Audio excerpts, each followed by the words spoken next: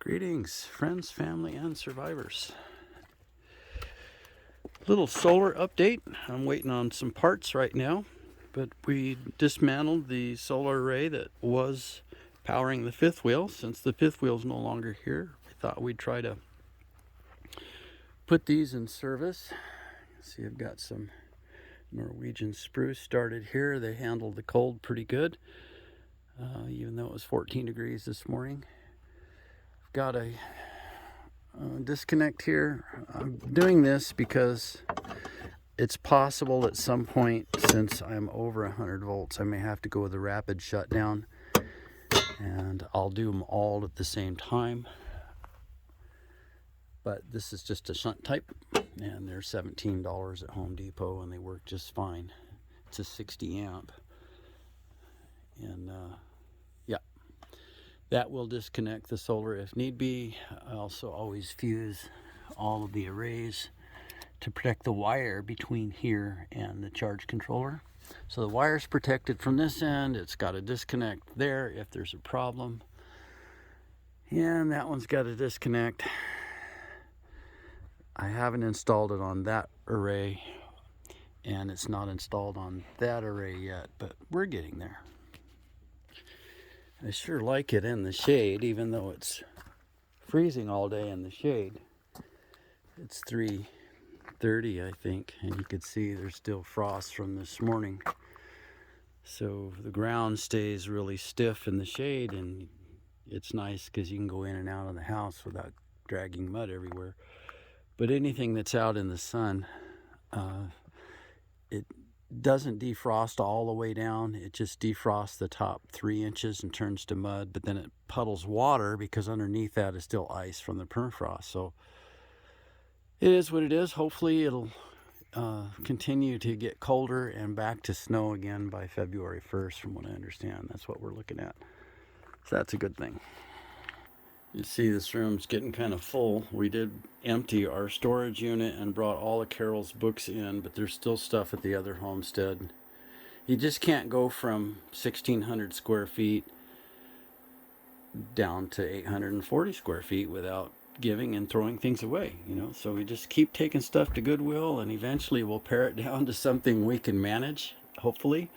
At any rate, this inverter is still got a problem with it. It runs fine, but the fans are on, and the fans shouldn't be on. The fans are brand new.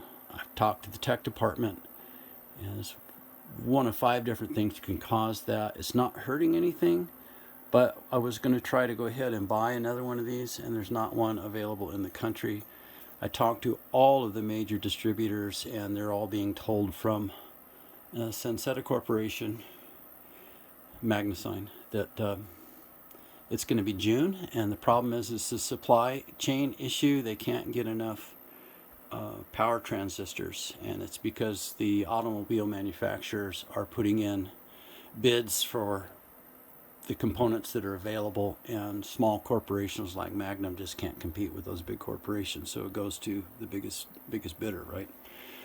But they're thinking they'll start having them available hopefully May or June. So I'll just have to wait. Hopefully this thing will continue to run fine. It's just the fans burning about 7 watts, and that's about the only thing it's doing that I don't like, because the fans shouldn't be on with as cold as everything is. But if it does go out, if I change 3 wire nuts right here, then the whole house and the well will run on that one. If that one goes out, I change 3 wire nuts in a different spot here and turn on that breaker, and then the whole house and the well will run on the other inverter. So it was done that way on purpose, redundancy for a reason. That way I don't have to spend a whole bunch of hours if I have an inverter go down. I've got a day worth of trying to find parts to get the power back on. It's a 5-minute deal and the power's back on. So this is the solar coming in from that array. It's number 10, THHN. And I've got the input breaker here. I'm waiting on the breaker that goes from the charge controller to the battery bank, and when it comes in, then I'm going to have to pull the DIN rail here And I'll probably keep, since this has got a ground fault breaker right here, I'll probably keep that in the system. I believe, I know that the Classic 200s have arc fault interrupter here, but I don't believe the FlexMax 60s do have ground fault, and that's why Midnight makes a ground fault breaker for the whole deal here. And that's required in some places. In this application, it is not, because there's all of the critical circuits in the house already have GFCIs in them. So it shouldn't be an issue. Just waiting on another breaker, and then I'll be able to switch this over. I don't want to do it twice. I could hook it up now and get it going, but I really don't need it. So why not do it once? That's kind of how I'm thinking. And since I've got number 10 coming in from that array, I could actually max that out to 60 amps if I wanted to. So I could add, put 2200 watts, I believe, on that array at 24 volts. There's only 500 watts worth of solar out there right now, but you know, I could add more later if I needed to.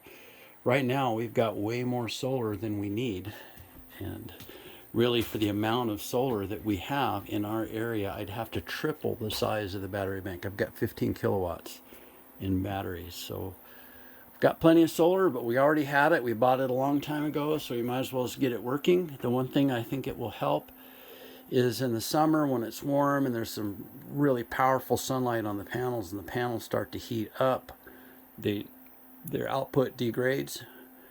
And so more solar will help if we're running the air conditioner and running the well all day long to water the garden. Then I'm thinking I'm probably going to want all the solar I can get at that point. Kind of have a little bit of a dilemma when our trees, flowering trees, were sent to us. They came 3 months late, and by the time they got here, they were already starting to bud. I can't put them outside. I've got to keep them in here above freezing now that they've started to bud. And you should keep them as completely away from sunlight, and I can't do that because I'm trying so hard to not kill the rest of the refugees from the other homestead, and it just kills Carol to lose a plant like this. 3/4 dead something is just barely hanging in there, but if it'll stay alive as soon as it warms up, that'll be beautiful, beautiful flowers again. Yep. Tika. Hi. What you doing, Mudbug? Hi. What's up?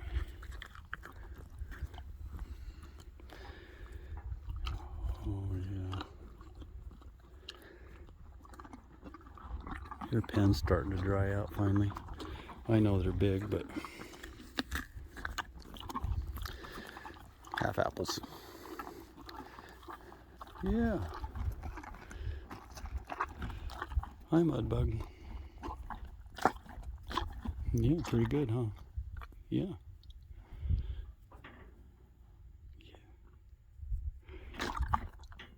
You smell that?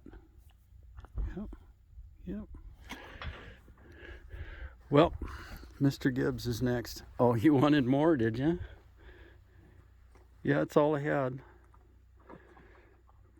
It's a happy mare. Bit of a gutter back. Fuzzy thing. So Mr. Gibbs is next. Throw the ball a little bit for him and off to the next project. Hope everybody's having a really blessed day.